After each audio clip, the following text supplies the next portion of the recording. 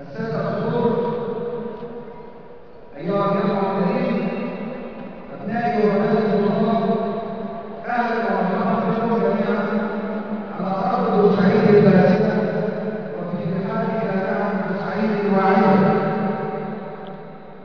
أهلا بكم في مصنع الرجال كلية التربية الرياضية بجامعة بورسعيد. واسمحوا لي أن أوجه تحية كبيرة لهؤلاء الشباب. نعم، أوجه لكم تحية، فأنتم أمل مصر ومستقبلها.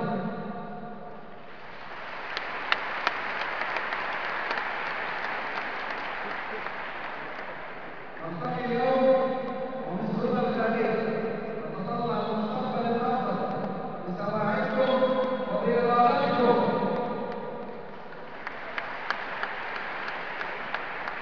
نلتقي اليوم تظللنا ذكرى العزيزة الغالية على قلب كل مصري، ذكرى الكرامة والصمود والانتصار الذي حمل رايته شعب بورسعيد العظيم.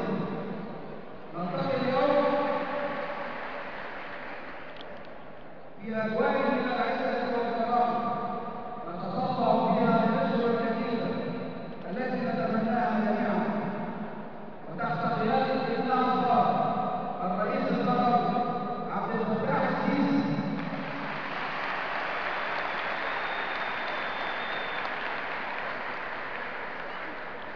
الذي ضرب المثل الأعلى والأوفى في الدفاع عن مستقبلها في مواجهة الفتن الداخلية والخارجية، ليرتفع مشروعها وأنواعها أخطاء في كل مكان ومكان.